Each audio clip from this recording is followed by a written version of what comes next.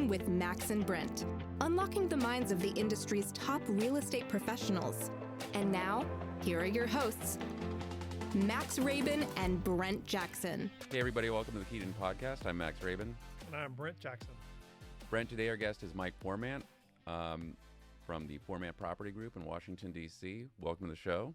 Thank you, guys. Thank you for having me. Before we start talking about real estate, Brent, I need to ask you, so Mike, you said you're Greek, and it's your Greek Orthodox Easter this week, right? Correct. And you brought us some incredible looking I brought koulourakis and koulimbetis, Greek cookies. I mean, Amazing. It looks amazing. I can't wait to share these with my kids. Thank you very much for bringing those. And before Brent got here, I was like, I know Brent's going to say something weird about this food because, like, just tell us what's going on. You're doing fasting right now? Fasting. So I've started this back in August. Just my friend and I had a bet. He was doing this 36-hour fasting, so we don't eat anything for 36 hours. We'll do iced coffee and this water for 36 hours. And then coming off of that, I go into 24. So I don't eat for 20 hours. I'll eat whatever I want to for 4 hours. And it started out just as a total bet with a side bet with a friend. Not that I needed to lose weight. You know, Right. I'm 6'4". You're pretty thin. I'm now like 178. But when I started this, I was around 210.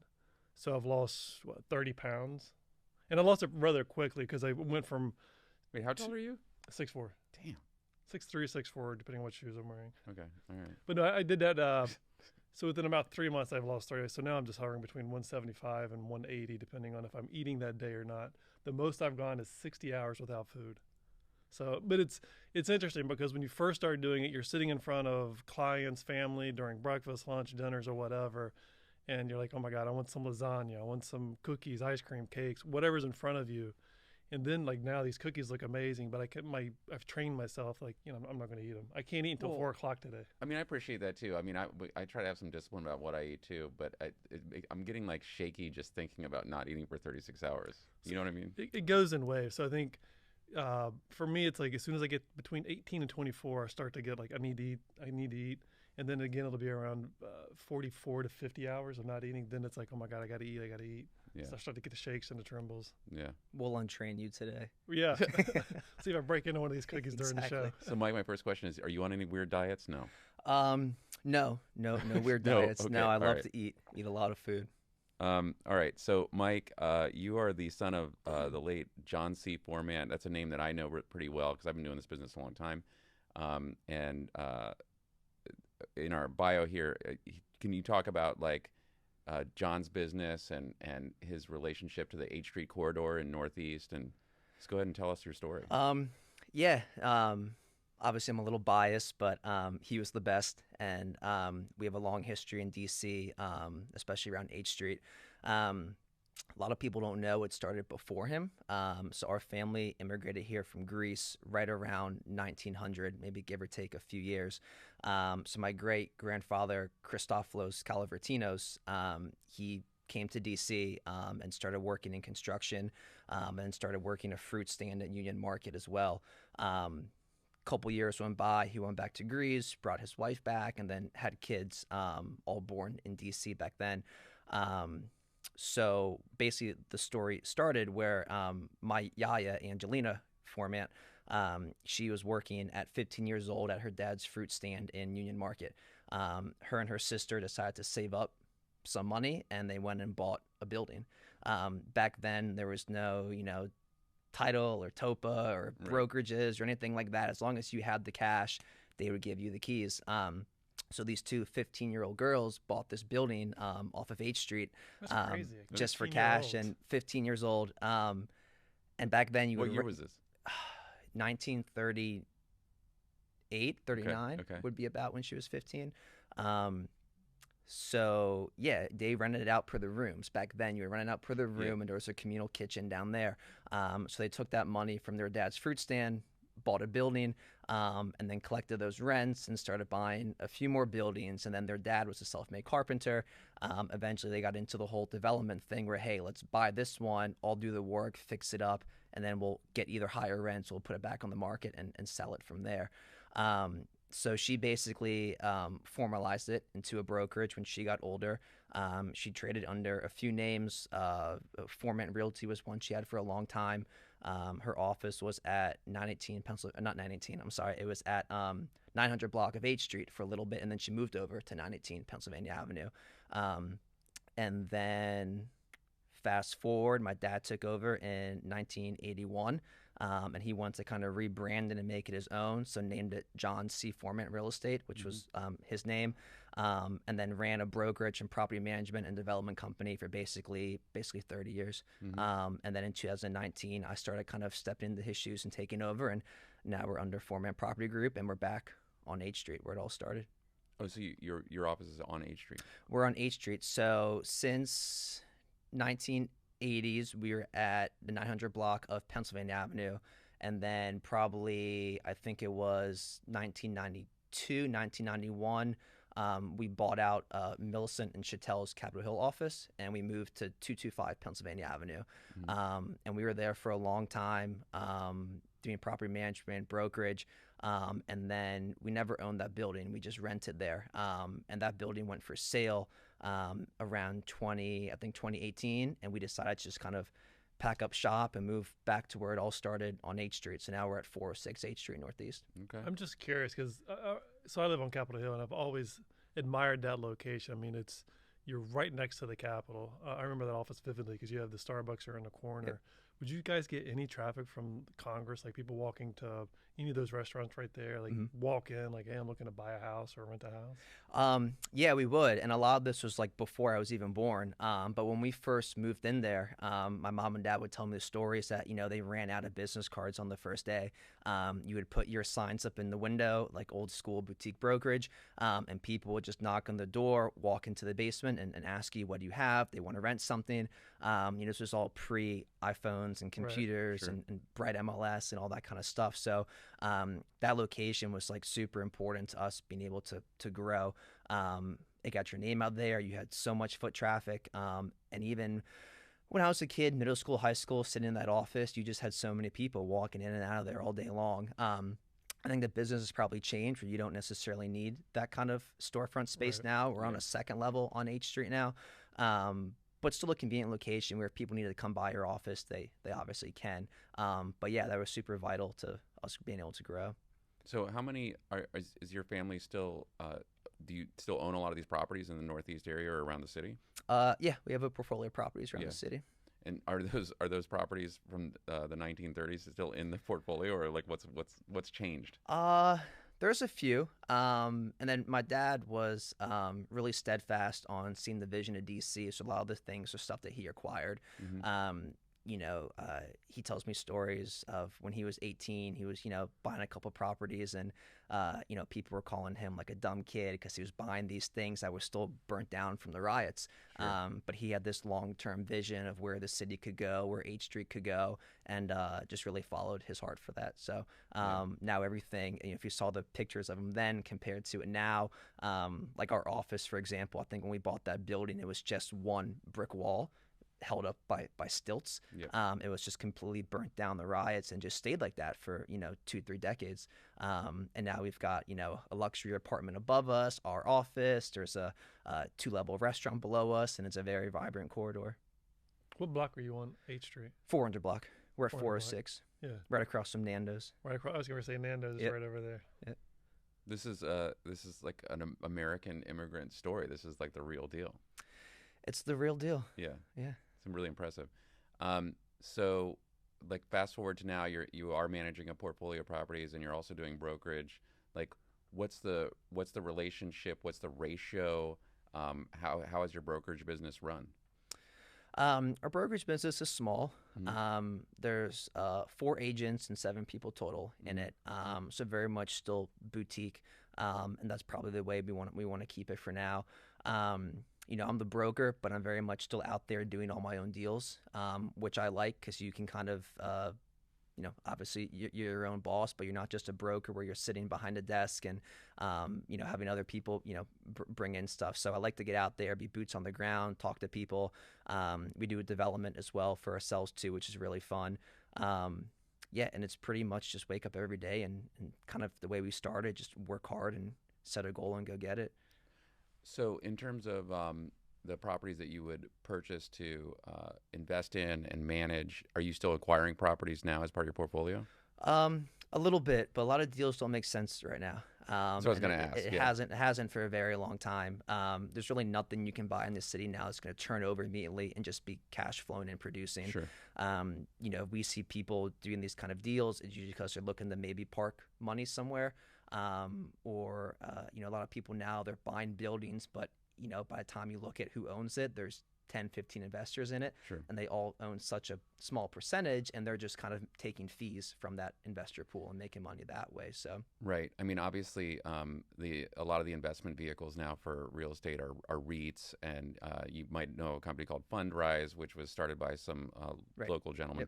Yep. And yeah, I think that, you know, given the actual price of acquiring real estate, especially in an urban center, I mean, how else can you really do it? I mean, you really have to be like you really have to put a lot of capital into something Right. to even acquire it at this point. Not to mention everything that you're going to need to do after you've acquired it to get it up and running to, you know, to today's standards. I 100% agree. And it's long-term holds, you Yeah. know. It's not like, you know, single family where, hey, we bought this thing for 900 and we're going to sell it in 5 years. Maybe we make a little bit of profit. You know, for commercial multi-use real estate, it's really, you know, long-term holds, trying to build, you know, generational assets. Tell us, this is like a wealth of knowledge from your family's history. Tell us about like the state of commercial real estate right now in your eyes. Like it's suffering a little bit post-COVID. Keeping storefronts, like keeping tenants in storefronts is tricky even in high traffic areas. Like, what's your take on that? Yeah, and I don't think it has too much to do with COVID anymore. Okay. I think a lot of it is just, and don't get me started too much on this, but the city makes it really difficult for people to do No, let's business start on it. sometimes. No, Sure. let's Yeah. start on it. No, for real. I mean, you guys own like a chunk of real estate in the city, and I'm with you. Like, the city does not make it easy to get things going and keep tenants in, or the Department of Transportation like removing all your parking spaces like one afternoon. Go Or tell us even what you think. DCRA, right? To your point, like we do a lot of developer work, and a lot of our developers have fled the city because it is a nightmare for them to start and finish a project. It's just the red tape around doing a simple fee simple house is not what it used to be, and condo projects are very difficult. So they've fled the city. They're looking at warehouse space, other jurisdictions. Like a lot of them have gone down to North Carolina. So tell us, like, kind of rant for a few minutes on DC. Go for it. Well, I have to bite my tongue. Okay, I know, right? But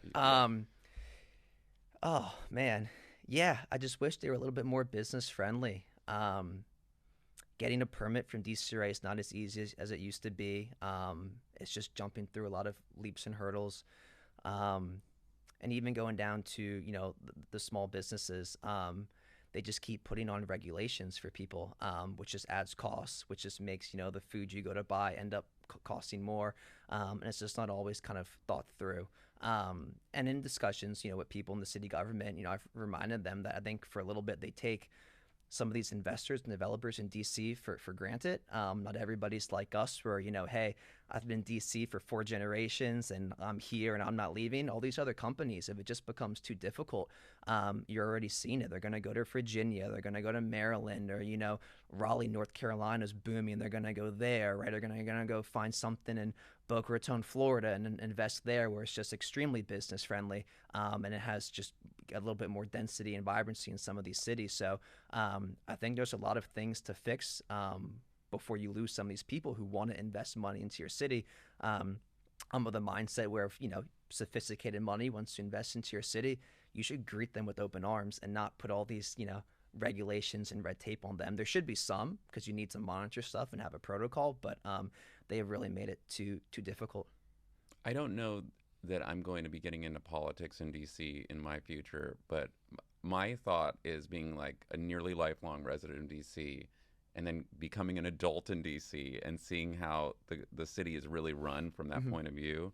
I find it embarrassing sometimes, because it's just there could be a simple path to creating all of the things that people say we need: more housing, better housing, business opportunities, et cetera, revitalization of anything, and they just, I don't know. There's too much red tape. There's too many regulations. There's too many extra fees added on. Right. It makes I it very think a difficult. lot of it too comes down to the zoning. Talking about trying to add housing. DC zoning is very restricted, and I understand that because you can't build, taller than the monument. But there are some spots in DC where if you just gave, a couple more stories to a developer, that would make the deal pencil. Right. And that would provide the housing, and that would provide retail and restaurants on the first level. But when you chip down that building and restrict it by just 2 levels, it kills the deal. Yeah. So, in my opinion, if you can just say, hey, look, go up 2-3 more stories and build this really nice thing and bring something to the neighborhood, that's what you should do. If the deals don't pencil, you're just going to continue to see a lot of these buildings not reach their full potential. I've heard for a long time from some developers, they're trying to push the city to allow that over the river. Mm-hmm. So that's, you're bordering PG County, but if you're in historic Anacostia, you're right along the water, you're overlooking Navy Yard, and it will be very similar to Roslyn, where you can go vertical. Again, yes, you're still in DC, but you're on the other side of the river. So I know a lot of developers have been acquiring lots and land and buildings with the hopes that over time they do, at least on that side of the river, lower the requirement on the height restriction. Mm-hmm. Tell us a little about how you operate your brokerage. We're small. We're very much boots on the ground. Usually day to day, wake up and kind of make our stops throughout the city, whether that's showing, stopping at development sites, or just kind of checking in on different properties, really moving around a lot in the middle of the day. And then basically kind of from lunch towards the afternoon is getting behind the desk and doing all that fun work. Most of our business all comes from referrals. We don't do any kind of extensive marketing or farming or that kind of stuff. We're really like an organic referral based kind of clientele and inventory. How many people are in the brokerage? Like you said, a boutique. So we have 4 agents, Mm-hmm. and then there's 7 of us total. Okay. So 3 admin. Yeah. So when you say development work, is this, because I remember your father's Nantucket holdings, Mm-hmm. which I love those properties. They were gorgeous. They always stood out when you saw a Nantucket property come online. Are you still doing development work yourself, or are you saying development work with the clients? We're doing both. So we're still doing Nantucket. I altered the name from Nantucket Holdings to Nantucket Investments, just to kind of create something that was mine. So we have projects for that now in Capitol Hill. We have one in Petworth as well, and we're still doing those. My Is it dad still fee simple flips, or are you Yeah. guys doing No, just fee simple flips. We got out of condos probably when I was around middle school or high school, just because of the reasons we kind of talked about, and we were kind of seeing on the horizon how difficult these were going to get. So still doing the single family renovations. And what was your other question? No, just like, are you still doing the development work? So Yeah, you're doing it still for doing the yourself. development work, and then also working with other developers. Just deals that come across our desk. Not everything is something we want to do, or maybe we're busy with a few things, and we've got a clientele of developers. We'll just say, hey, look, we've got this house. Why don't you buy it? And then we end up obviously representing them as well too. So I know a lot of agents just do the agency. Some developers just do the development, and we kind of tackle it both ways. I'm just curious, like, so you're wearing 3 different hats. Like, Right. what's you're your wearing a lot. favorite hat that you're wearing, as far as like Yeah. being a developer, being an agent on the boots or on the ground with your boots, or you're also running a small brokerage? Mhm. So like, out of all those 3 hats, what do you enjoy the most, if you had to pick one? I would say the developer. It's fun. I grew up, since I was little. My dad and Yaya would take me to these properties, and you're a little kid just watching, guys go to work on a demolition, and it's just super cool. And then be able to kind of pick the finishes from start to finish. And then also once you do a couple of these things, you start finding like your signatures. My dad's signature was always painting his houses yellow. And we got away from that. My mom didn't like the yellow, and now we do more of a modern gray with the black windows and that kind of stuff. But you get to kind of put your signature on these things. So when you're clicking through Bright, people can say, hey, that's a Nantucket home, or, that's someone else's property. And I see that with a bunch of other developers as well too. I don't even need you to tell me who did the house. I can just click through a couple photos, and I know Right off the it's, bat. I know who did it. So, but yeah, definitely being a developer is probably what I enjoy the most. But I do love being an agent and serving our brokerage as well too. We deal with people from first time home buyers, all the way to the middle, up until the sophisticated developers. So it's cool just to see people kind of buying and selling things at different points in their lives and learning their stories. And also with our deep history, I always get to sit down and, tell people, hey, you're buying this home on Capitol Hill or 8th Street or Petworth, let me tell you a little bit about the neighborhood. And they always have some kind of knowledge, but not necessarily going back like a full 100 years. So for them to kind of hear these stories, it helps them have a deeper connection to the house that they're going to purchase or make an offer on, and maybe help decide what neighborhood they like too, just because the history is so rich in some of these places. So from the developer angle, obviously, you have a leg up in the market by being out there as a broker and a realtor. You're looking around at properties all the time. Opportunities are coming across your desk. When you're looking at something, a project to do a flip or a new renovation, what's kind of like the criteria you're looking for? What are some of the things that, I mean, you guys are clearly have years and years of success behind you. It's not like you're just trying to cut your teeth in this business right now and you're trying to keep your crew running. But what makes a Nantucket Investments property? Well, it has to be profitable. That's the number one thing. So finding deals that make sense. People send us deals all day long, and I mean, I say no to so many things just because the numbers don't pencil now. You have a threshold, curious, like it's got to be a 20% return, 30% return? Usually around 20%. That's kind of a rule we've kind of gone off of, but it also depends on the size of the project. Right. We've done things where it's a very simple, maybe smaller home, and I can get in and out in 5 months, and maybe I'll do it for a little bit less if I need some projects to do. We've done a couple homes. We did one up on T Street in Burleet by Georgetown Hospital, and that was a 2-year project. We basically knocked that whole house down, dug it back 10 feet, did the whole pop-up. So for that, I look for more than 20% because you're going to invest, obviously more time and money into that deal. So, but around 20% is usually like a rule of thumb I think most people kind of go off of. But we also look for deals, like you said, that aren't too complicated on the permitting side for stuff. So looking for your classic Petworth, Capitol Hill home that you can kind of just go in and get your permit, within a couple of weeks and get started.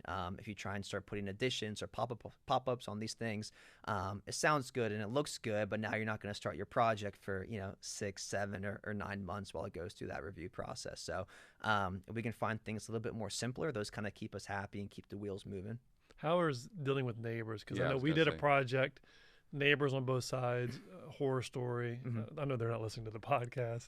And then a lot of even homeowners and developers that we talk to, if you're in like Georgetown, I haven't heard so much about Logan and DuPont, but especially Georgetown and Capitol Hill. Just really quick, I'm working with a gentleman right now to sell a property in DuPont, and we were talking about the different projects on his block.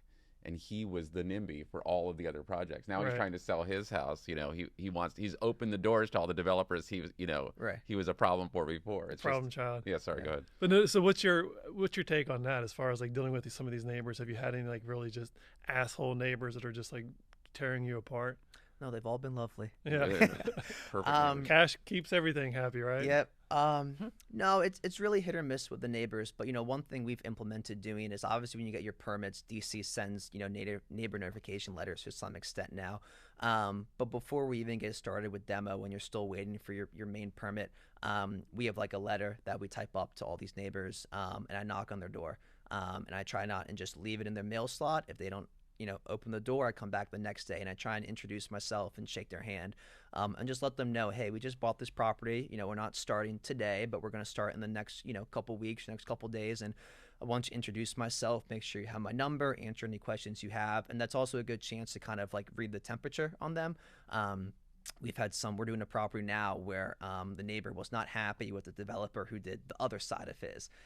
So we had to sit down and he was kind of rambling off all these concerns that this other guy didn't handle too well. So it gives you a chance to kind of alleviate those things and also, tell people our history and how many of these things we've done, and they start getting like a little bit more comfortable quicker. So like the immediate adjacent neighbors, do you ever take them baked goods? Oh, of course. But I think that's fair, though. I mean, I understand that, from my own perspective, and I'm sure you do too, being a homeowner, it's like you understand that there's going to be disruption. Right. And people have problems. They talk. So it's kind of fair to assume that, right? Yeah. But yeah, I mean, I think a lot of, I've had some developer clients who have been completely well-meaning, gotten into the business, and between a couple tough neighbors and a couple like let's just say waves in the economy, like out of the game so quickly. Yeah. Well, I think too with our history in DC, especially on Capitol Hill, when we don't do property management anymore, but we did it for about 30 years, and we'd have a lot of these John Formant rental signs all through Capitol Hill. So, when we knock on a neighbor's door, we're hopefully not a name they've never heard of before, and they're kind of a little bit more comfortable from the start. And like you said, it's all about building a good reputation. So even these neighbors, they might not have any involvement in real estate, but they watch who's doing these projects and they learn some of the names. So hopefully they've heard some good stuff about you before you knock on their door. So you guys have been doing this for almost 100 years in your family. Your dad did it for 40 plus, whatnot. Do you find it easier going through DCRA because you guys have been doing it so long? You have credibility down there. It's still, every deal is different.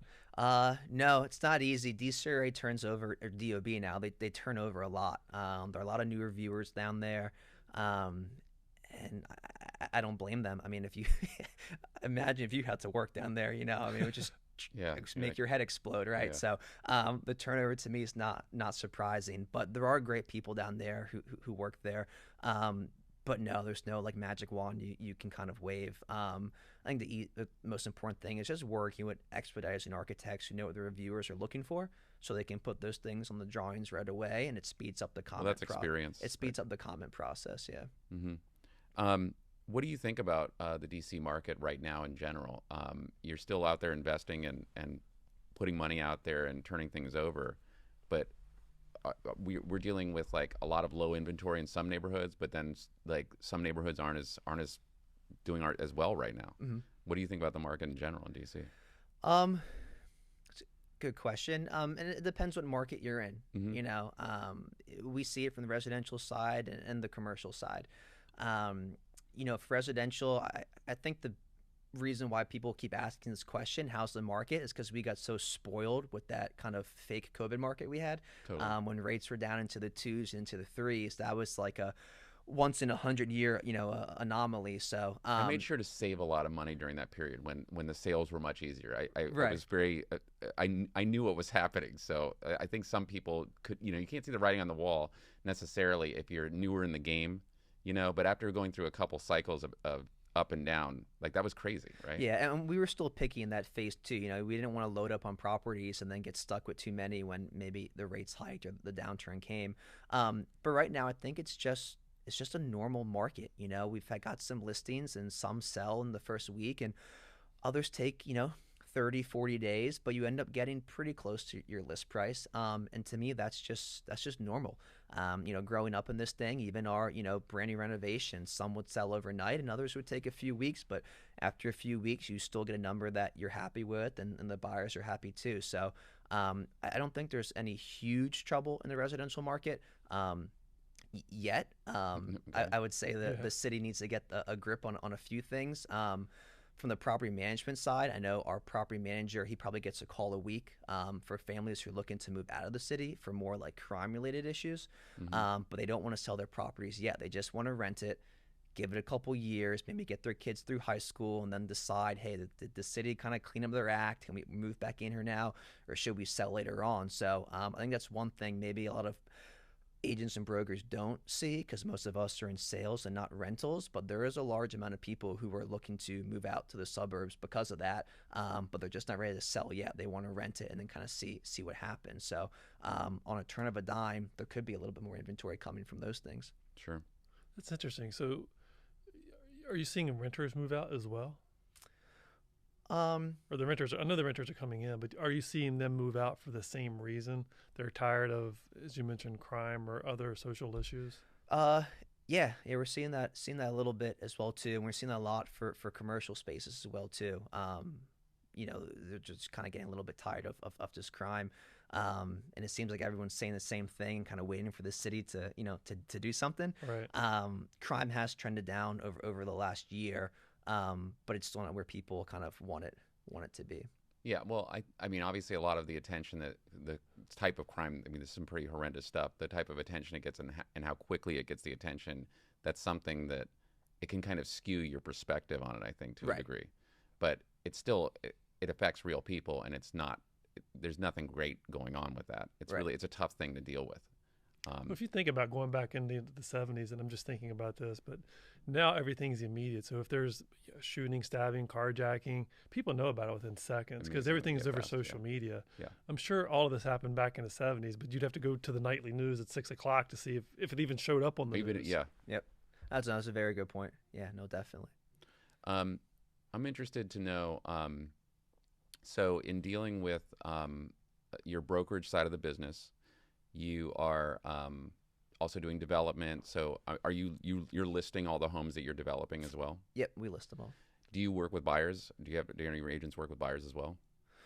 Yeah, we work with buyers as well. I think just organically, we've somehow trended into working more on the resale side. Most Okay. people who call us are, hey, I've got this property and I'd like to sell it. We probably get a little bit less calls of people, hey, I'm looking around to, buy a property. Can you start kind of touring me around? But we do work with them. I'm still in my 20s, so I have a lot of friends now who are kind of just turning that hump of like, hey, Mike, I'm probably thinking of stopping to rent and maybe buy something next couple years. So I've worked with a couple of those people already, but for the most part, we've just somehow fallen into being more of sales agents Working and on the buyers listing agents. side. Yeah. Okay, so obviously this was leading to my next question about our wonderful topic of commissions and what's been going on with the NAR settlement and the settlements with the other brokerages. I'm just interested to hear your take on that. Just knowing the history of commissions and buyer agency in the city, we've always been excellent at disclosing exactly what it is we're doing, who gets paid what and why and how, and that it's negotiable. What do you think about all of this, and give us your take? America's a really big place with a lot of different markets, different kind of agents. In DC, the agents and their clients, they're very smart people. I feel like I should be interviewing you two. You guys are power players in the city. So when, if we were doing deals together, everything's very transparent. The clients understand kind of what's going on. I think in DC it could be handled very easily, but maybe some other parts of the country where agents have less experience and their clients are a little bit more green, it can definitely run into some hurdles. But I do think 100% you need to be paying the buyer's agent. It's going to be very difficult to sell properties, and it's going to drag property values down if you don't have professional representation bringing somebody to Keeping that process smooth. Keeping that process smooth. Yeah. We've seen a lot from developers, national developers, like start to dwindle down the commission, whether it's 2.5 or is it 3, wherever it was at, it's going down, down, down. Some of them I'm seeing offering just a flat fee.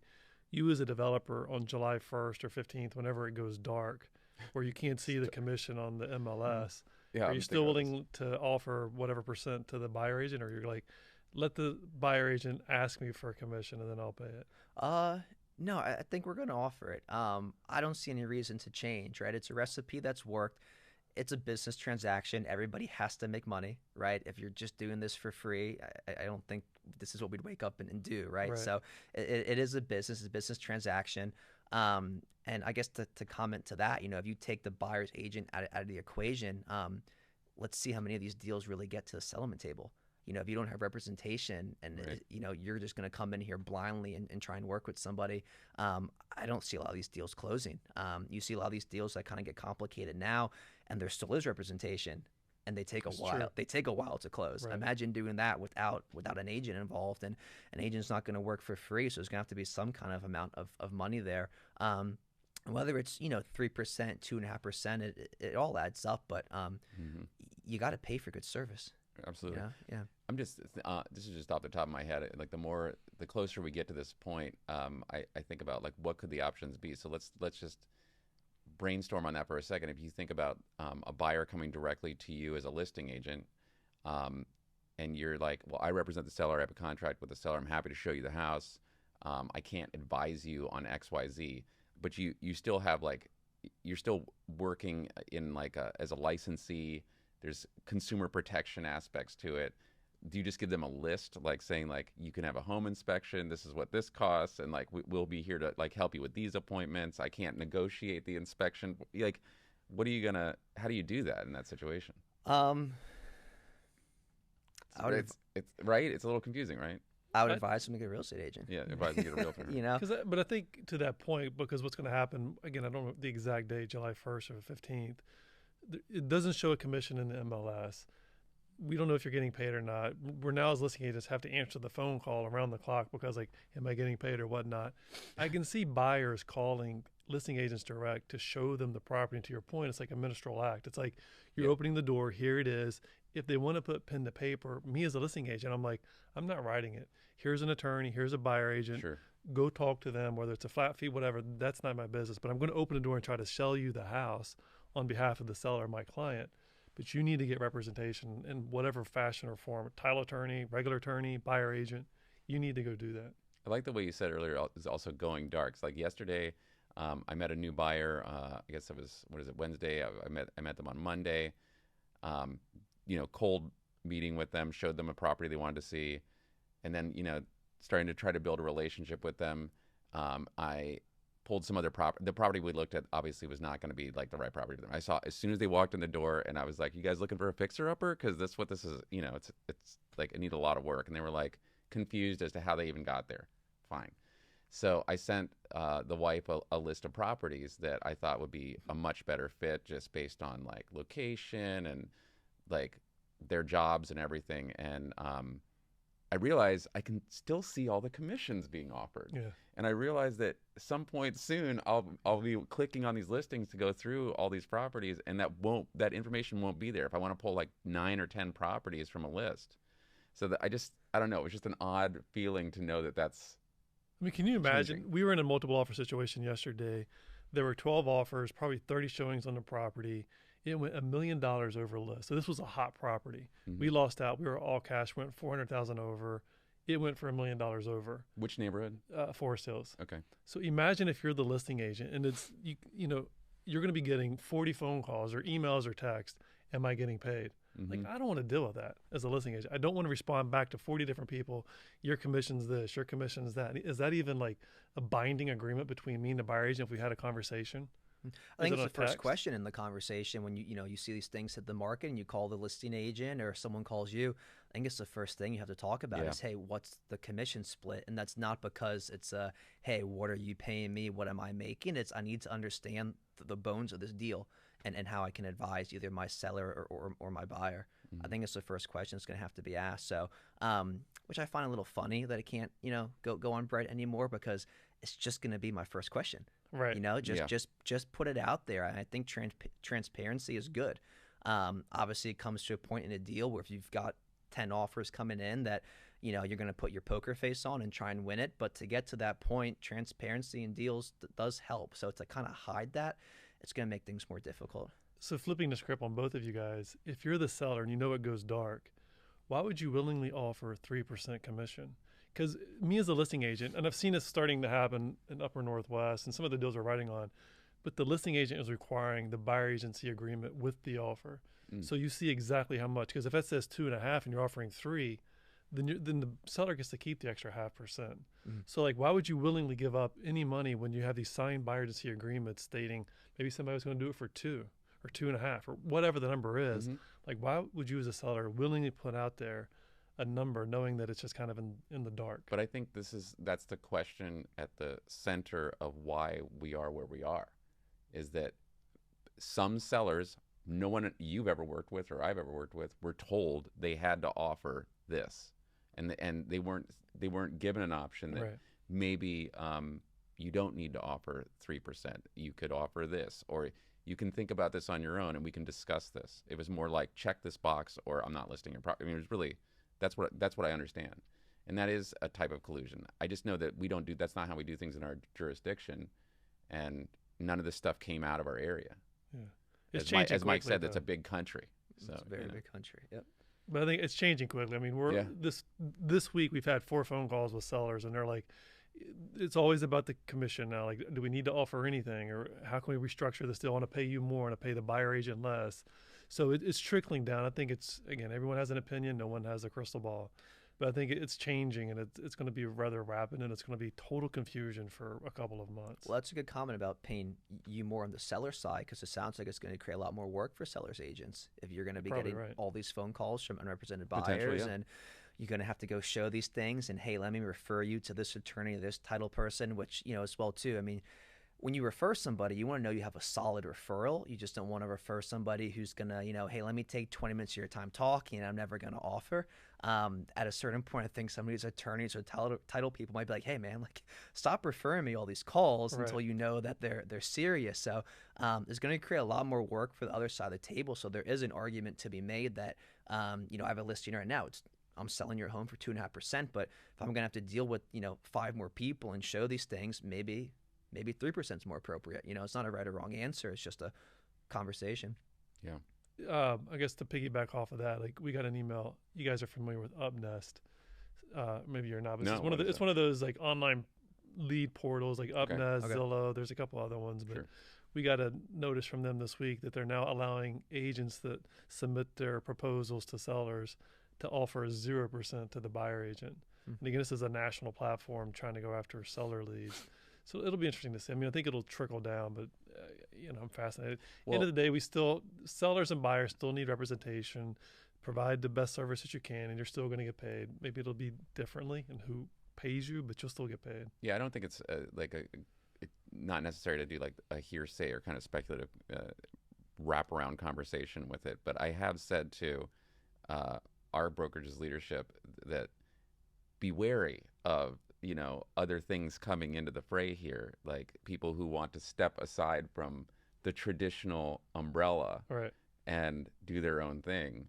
You know, it's ripe for disruption yet again. Although we all realize, like, the cost of doing business in any like world like this where there's this much money at stake is very expensive. Like, just to start up your disruptive business costs a fortune. And we're seeing a lot of these small brokers that were in the game with you know, normal commission rates or whatever we want to call normal, or the old way of doing things, and they're still falling apart at the seams when the market goes a little bit sideways, right? Right. So anyway, I mean, there will be some interesting things changing, I think.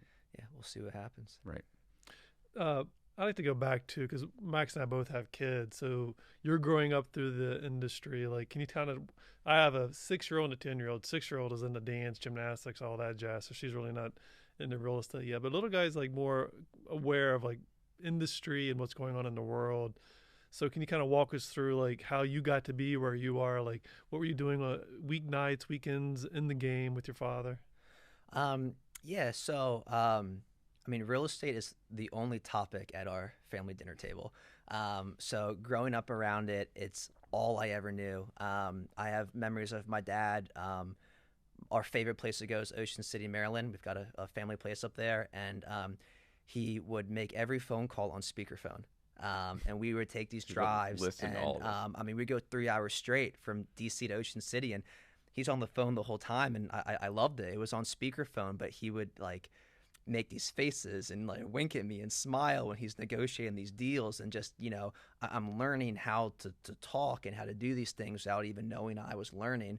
So then when I finally got into the business, you know, after he passed away and I was the ultimate decision maker, you know, people are asking me questions, and it's kind of like, I think this is the right answer, but like, is it? Yeah, that's the right answer. Oh, I knew that because I grew up around it. So, But you paid attention also. I paid attention. A lot of it just happened kind of naturally. Do you have any siblings? I have one older brother. He's involved. He is more administrative, doesn't do sales, but he's involved. But we grew up, you know, on the weekends, even in middle school, just going into these properties with my dad and going to open houses and listening and watching him. And it's really all that kind of like consumed our lives in a really good way. And then he passed away first, and then my yaya passed away a few years ago, but after him. And, you know, she was the one who basically started this whole business, and we would talk maybe 2 or 3 times a day. When I was in the car, I'd just call her, and she made it to 98. And at 98, 97, all she wanted to talk about was real estate. She would bug me. Did you get that house on the market? You get an offer yet? How did you counter them? Did you find a new project? I mean, that's all she wanted to talk about. So, it just comes, a little bit naturally. Yeah. Yeah. It's That's really awesome. built in that way. Yeah, really built in that way. Like, pretty it's impressive impressive. that you guys are able to listen to I'm just thinking of my own personal situation. Maybe I'm not doing a good job parenting, but like, I'll have the kids on speakerphone very rarely, but it's like Yeah, me too. client calls, developer, like, I got to take this. I hit speaker, it's in the car. Like, as soon as that happens, like, little girl slaps little guy and they start screaming and fighting. I'm like, WTF? Like, oh my God, it's got to stop the car, hit mute. Sometimes I actually hang up on the person because I'm like, oh, I'm sorry, just, whatever. But that's impressive that you can actually sit there and listen to the conversation that your father was having versus like a argument spat in the back seat. Yeah, and I mean, it's a little bit to do with real estate. I think a lot to do with just DC as well too. We have a big heart for the city, and I just think being able to service some of these neighborhoods, we've always felt like a deep connection to them too. So my dad always just referred to them as his streets. He would just say, "I'm hitting the streets today. Let's go hustle." So it's real estate, but it's also just like, this is the neighborhood, the communities we grew up in. We've got a long history here, and I have a connection to doing real estate in DC. If you told me to go be a realtor in New York, I would hopefully be good at it, but I don't think I'd have this extra desire or love in my heart for it. So it's real estate, but it's also our connection to DC. So were you going to development sites and doing open houses as well When I was growing up, when you were growing up? yeah, I was going to all that stuff. And then I went away to college. I went to college at Lynn University in Boca Raton, Florida. Played sports there, and then What sport did you play? I played soccer and lacrosse. Soccer and lacrosse. Yeah, and then graduated early. Went over to Australia. Got signed by a soccer club over there. And then one day just got this phone call of, "Hey, this is what's happening with Dad." So I had to fly home, and then basically flew home. Landed on my 23rd birthday. Flew home, went straight to the hospital. That was probably a Friday, and then Monday he gave me a list of stuff and said, these are my projects I'm working on. These are what we have going on. Start stepping into my shoes. And then we basically had from there 2 full years together where I just had to learn and absorb absolutely everything from him, as much as I could. So I always grew up around it. But even if you're on a job in the summer at break, you're in school, so you're not seeing these things Right. from A to Z 24/7, and having the contractor call you 10 times in an hour. So those 2 years from basically 23 to 25 were really special to me. So we kind of came full circle with our conversation here, back to the origin story. But I'm just I'm interested to know, did you ever? I guess you were still very young, like 23, 25, and you said you're still in your 20s. 29 now. You're 29. I mean, when I was 23, that's when I started in real estate, just doing sales. My only thought about it was I went to music school. This is not my family's business. I mean, Jonathan Taylor, who I work with, is almost like family since I've known him since I was like a teenager. But I mean, did you ever think when you were a young person or younger person that you were going to be following in your family's business like this, or did you have any other thoughts?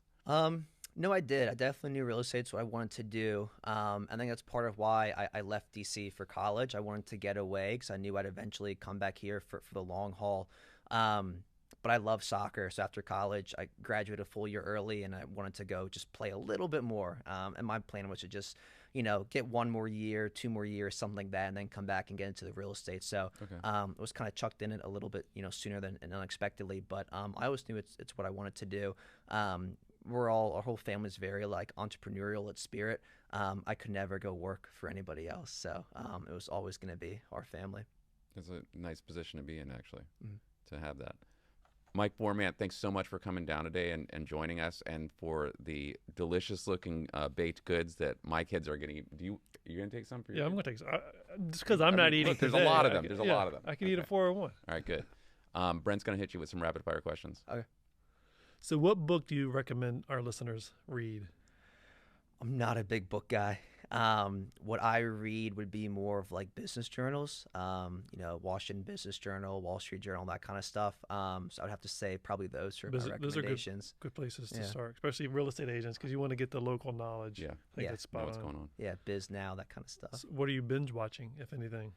I'm like two decades late to this, but The Sopranos. I've watched that like 3 or 4 times through. I just watched the first episode maybe a couple months ago, and I love it. It's the gift that keeps on giving. Yeah, it's great. Yeah. Yeah, I love It's it. on my to-do list. Like I'm You've similar not watched to you. Sopranos? I've watched. I mean, I've probably 10 episodes total, if even that. Mm. But I'm on Curb Your Enthusiasm. Okay. So I'm getting through that, and then Sopranos is next on my list. Yeah, I'm on season 3 now, so it's good. Awesome. Favorite vacation spot? Ocean City, Maryland. That's my spot. That's a classic. That's my happy place. And then I do go back. I went to college in Boca, so Boca, Delray Beach. I go down there a few times a year. That's a really nice spot as well too. But Ocean City, Maryland, that's my go-to. For our listeners that don't venture to H Street very often, what's your go-to restaurant on H Street? Haraya is a new Filipino restaurant that just opened up down there on the 1100 block. That's a very good restaurant and one spot I would encourage people to go check out. If you could only get one dessert for the rest of your life, what is it? There's two here in front of us. No. So Baklava. baklava. Yeah. Baklava is good. Do you make baklava? Not well. No, it's tough to make. So, but I like eating it. I can't remember the name of the restaurant, but one of my friends told me about. It's a new restaurant in Georgetown on M Street. I think it's in the West Village, but they do really good baklava. Okay. I stopped by there. It sucks I can't remember the name of it. But Yeah, I'll check it out. that's great. Don't know the name of it. I but can't. It's on M? It's on M. It's like a little dive. It's like I think it even goes down to the basement Yeah, I don't know. I don't know. near the Sweet Greens. I'll I'm find gonna it. go Yeah. explore. Mike, thank you. Yeah, Mike, thanks so much for coming down. No, Appreciate thank it. you guys. Appreciate it. Thanks for listening to Keyed In with your hosts, Max and Brent, unlocking the minds of the industry's top real estate professionals. For more information on selling your home, find us online at keyedinpodcast.com. Remember to subscribe to Keyed In on Apple Podcasts or wherever you like to listen to podcasts. Follow us on Instagram at Keyed In Podcast, at Rabin Max, and at Brent E. Jackson. And follow Max on TikTok at MaxwellRabin_properties.